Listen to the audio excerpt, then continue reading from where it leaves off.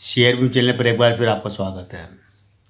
दोस्तों, share market में हर दिन नई कंपनी लिस्ट होती है, या कह सकते हैं हर महीने कई कंपनियां लिस्ट होती है, तो कई कंपनी ऐसी भी होती है जो कि खत्म भी हो रही है।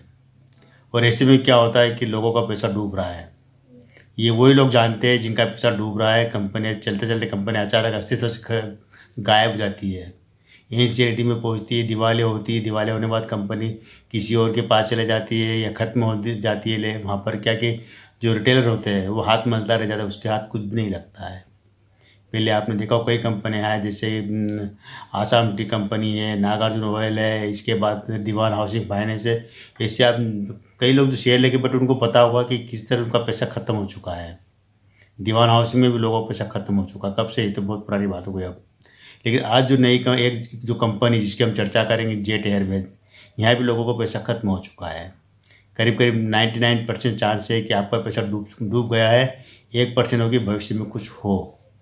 लेकिन जिन लोगों ने इसमें इन्वेस्टमेंट किया हुआ, चाहे शेयर महंगा खरीदा होगा, 1500 का खरीदा होगा, 700 का खरीदा होगा, 100 का खरीदा होगा, 35 का खरीदा होगा, 25 का खरीदा होगा, 5 रुपये में खरीदा होगा, जितने में खरीदा है सबका पैसा डूबा है या डूबेगा, ये कह सकते हैं।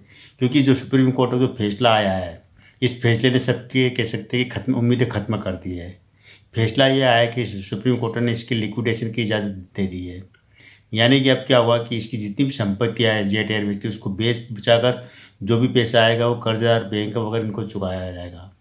लेकिन बैंकों का भी कुछ हाथ लगने वाला नहीं है। कारण क्या कि इस कंपनी पर करीब 22 से 25 हज़ार करोड़ का कर्ज था। लेकिन जो कंपनी की जो वैल्यू, वर्तमान में वैल्यू मात्र 450 करोड़ की है। तो कहाँ 25 हज़ार करोड़ का कर्जा और कहाँ 450 करोड़ रुपए मिलेंगे इसके, वो भी पता नहीं कब मिलेंगे। तो उसमें कितना पैसा मिलेगा बैंकों को और कितना रिटेलरों को मिलेगा, यह सोचने वाली बात है। इसमें क्या क्या कब कब घटनाएं घटी, सारी जानकारी आपको इसी वीडियो में मिलेगी। जानने के लिए आप पूरा देखिए कि किस तरह से मालिक की एक छोटी सी गलती ने बर्बाद कर दी इतनी बड़ी कंपनी को। वरना जेट एयरवेज कैसे देश की दूसरी सबसे बड़ी कंपनी बन चुकी थी एयर इंडिया के बाद।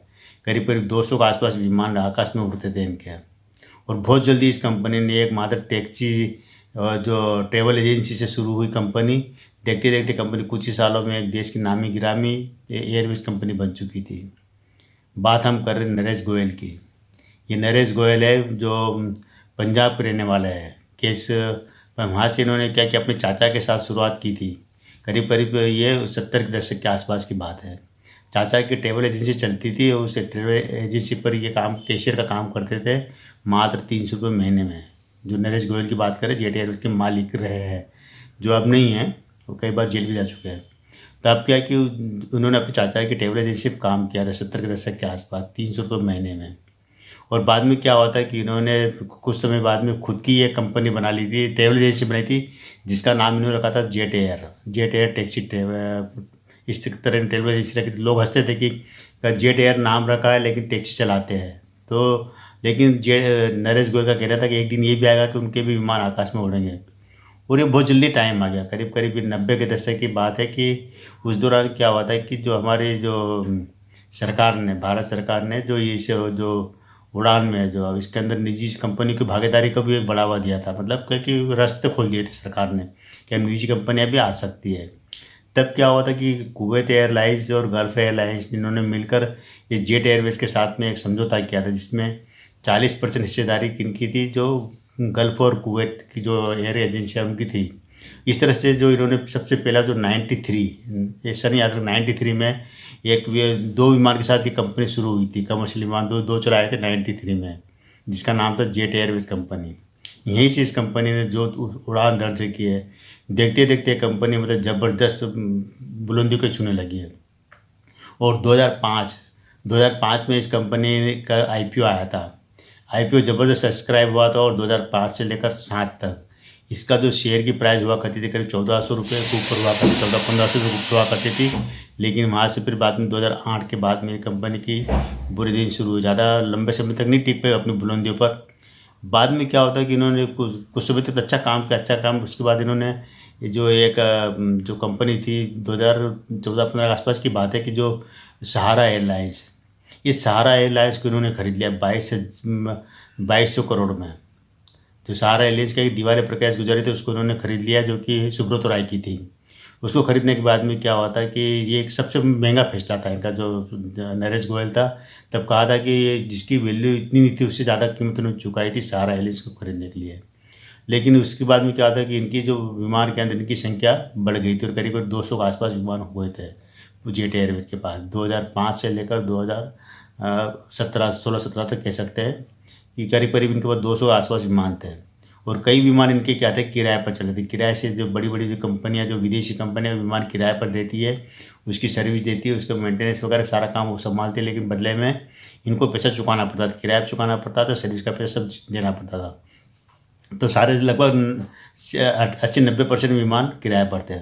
लेकिन क्या हुआ था कि इस कारण जो इन्होंने सहारा जो कंपनी खरीदी थी और अपने जो बिजनेस बढ़ा लिया, लेकिन उस समय क्या होता है कि जो गो एयर थी और इससे जो दूसरी जो कंपनियाँ थी जो एयरलाइंस में पहले से मार्केट में थी, उन्होंने प्राइस वार मतलब शुरू हो गए। प्राइस वार ये होता है कि सब अपनी कीमतें घटा रहे थे, जो यात्री जो किराया होता है वो किराया घटा रहे थे। तो किराया घटाने में क्या होता है कि ये पिछड़ गई। जब सारी कंपनियाँ किराया दूसरी कंपनी क्या था, उनके खुद के विमान थे, तो इस कारण उनको किराया अगर कम भी करने के बाद भी वो फायदे में रहते, लेकिन इसके पास के सारे विमान किराए पर थे इनके पास, लगभग बहुत ज़्यादा। उससे क्या हो गया, इनको भी किराया घटाना पड़ा और किराया घटाते घटाते ये हुआ था कि कंपनी के ऊपर कर्जा का बहुत बढ़ता चले गया और कर्जा बहुत इतना बढ़ गया कि ये करीब करीब 22,000 करोड़ के ऊपर निकल गया कर्जा। कर्ज चुकाने में नाकाम रहे। इस कारण क्या हुआ था कि जो इनकी आमदनी कम, जो कई विमान के क्या था कि ग्राउंड हो गए, मतलब जो उड़ान भरना इसके लायक नहीं रहे, क्योंकि जो कंपनी इनको सर्विस दे रही थी और विमान किराए पर दे रही थी, उनका जब किराया नहीं मिला या उनको वो नहीं मिला तो वो काफ़ी विमान तो अपने उठा के ले गए। और कुछ विमान को क्या हुआ कि मतलब उन्होंने भी ग्राउंड हो गए, उनको मतलब किसी का इंजन खराब है, किसी को और खराब है, तो मेंटेनेंस नहीं हुआ, विमान वहीं के वहीं तो पड़े हुए हैं, काफ़ी सारे विमान निकल गए। और ये कंपनी कह सकती है एक तरह से दिवालिया कोर्ट में पहुंच के बैंकों को लगा कि अब इस कंपनी की में कुछ बचा नहीं है, न तो इनकी विमान इतने मार्केट में मतलब आकाश में उड़ रहे, न इतना रेवेन्यू आ रहा, न इतना फ़ायदा हो रहा है। तब क्या होता है कि इसको कंपनी को ले गए थे दिवालिया कोर्ट में। ये बात है 2018-17 की बात है। तब जो इसका शेयर हुआ करता था 700 रुपये के आसपास, 750 रुपये पर, आप सर्च करना उसमें। तो उसके बाद में क्या होता है, दिवालिया कोर्ट में जाने के बाद में शेयर मतलब उसके बाद कुछ समय बाद तो राल बाद में गिरते चले गए, गिरते गिरते इतना गिरा था शेयर की एक एक दिन में 35-40% शेयर गिरा। और इस शेयर गिरते गिरते 28 रुपये पर आ गया था। 28 रुपये से बाद में बीच बीच में ऐसी खबरें आई कि अमीरात एयरवेज या दूसरी जो एयरवेज कंपनी इसको खरीद रही है, वो पैसा डालेंगे। तो इसमें क्या कि एक व्यक्ति का और जिक्र हुआ था, जो कि जालान समूह, JKC जिनकी एक कंपनी जालान कंसोर्टियम। तो उन्होंने क्या कि जब भी कंपनी दिवालिया कोर्ट में थी, NCLT में थी, वहाँ पर बैंक ले गए थे, तो वहाँ पर इन्होंने क्या करा था कि इस कंपनी को दिवालिया कोर्ट से खरीदना चाहा था जालान कंसोर्टियम ने। तो उसमें NCLT ने आदेश दे दिए थे कि ठीक है, ये कंपनी आप जालान को सौंप दीजिए, जालान इसको चलाए, परिचालन में वापस ले आइए टायरों को।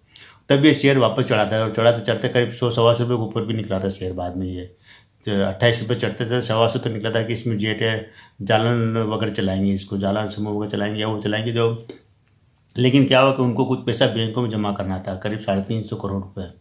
वो कर्ज नहीं, मतलब वो पैसा बैंक में जमा करना था, जो भी होगा वो, तो वो जालान समूह ने जमा नहीं किया।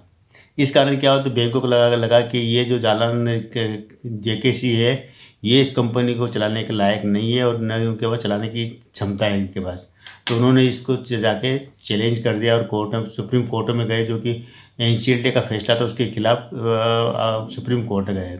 तो सुप्रीम कोर्ट ने भी सारा देख के नतीजा पे पहुंची है कि अब इस कंपनी में जो जेट एयरवेज है, इसमें अब कुछ बचा ही नहीं है, न इनके पास विमान है, नहीं कुछ है, इनके पास संपत्ति इतनी ज़्यादा है, कुछ भी नहीं कि कोई व्यक्ति इसमें पैसा डालेगा।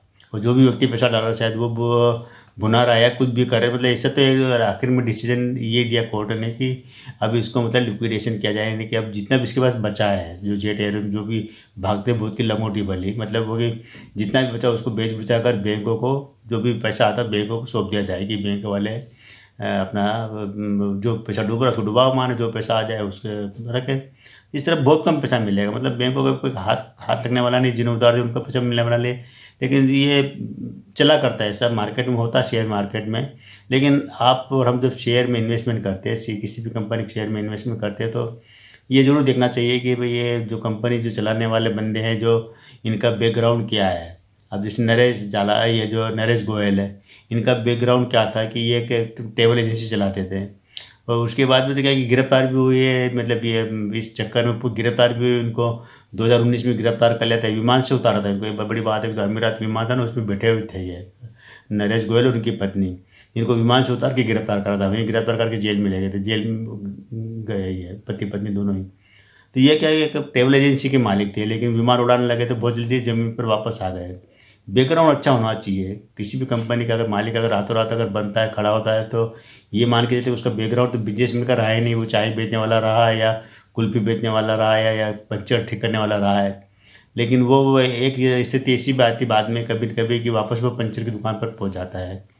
तो ये एक जो कंपनी बनी थी जेट एयरवेज, जिस तेज़ी से बनी थी, वो तेज़ी से ख़त्म भी हो गई है। तो आप पैसा तो डूबता है, शेयर मार्केट ऐसी है, यहाँ पर रिस्क तो हाई होती है शेयर मार्केट में। लेकिन आपको जब भी इन्वेस्टमेंट करें ना, ये जरूर देखा कर जो व्यक्ति का नई कंपनी मार्केट में खूब आ रही है आजकल, हर 2-4 दिन में नए नए IPO आ रहे हैं, तो नई कंपनियां खूब मार्केट में आ रही है। जरूर देखना है कि नई कंपनियां का चलेगी या नहीं, या चलेगी तो कितने दिन चलेगी। तो ऐसे में क्या आप जब भी इन्वेस्टमेंट करो ना, तो जैसे प्रॉफिट में प्रॉफिट निकालते रहो। अभी वो ज़माना नहीं रहा। एक टाइम हुआ करता था कि शेयर लेके रख लो तो बच्चे और पोते उसको खाएंगे उस पैसे से, मतलब इतना पैसा बन जाएगा कि बच्चे और पोते का जीवन भी सुधर जाएगा। लेकिन अब वो टाइम नहीं रहा कि आप शेयर लेकर बैठो, क्योंकि आप लेके बैठ जाओगे और कंपनी ख़त्म हो गई तो पैसा जीरो हो जाएगा। तो ये दोस्तों जेट एयरवेज की कहानी ख़त्म। और आज हम भी आज इसकी जो वीडियो है इसको भी ख़त्म करते हैं। थोड़ा सा डेटा बताते हैं, डेटा बस जानने की जरूरत नहीं है, लेकिन क्या क्या अभी इसकी शेयर की प्राइस चल रही है जो 34 रुपये के आसपास चल रही है, वो भी लोअर सर्किट में है, आप बेच नहीं पाओगे। ये जरूर ध्यान रखना। बुक वैल्यू -1540 रुपये बुक वैल्यू है। बुक वैल्यू यानी कि आप अंदाज लगा लीजिए माइनस में, वो भी मार्केट के 3-4-450 करोड़ का मार्केट कैप है, और कुछ इसके अंदर जानने लायक है नहीं और जानने की जरूरत भी नहीं है। तो ठीक है दोस्तों, आज केवल इतना ही। कल फिर मिलते हैं हम एक नए वीडियो के साथ, नई जानकारी के साथ। तब तक इस चैनल पर बने रहिए, शेयर कीजिए, सब्सक्राइब कीजिए।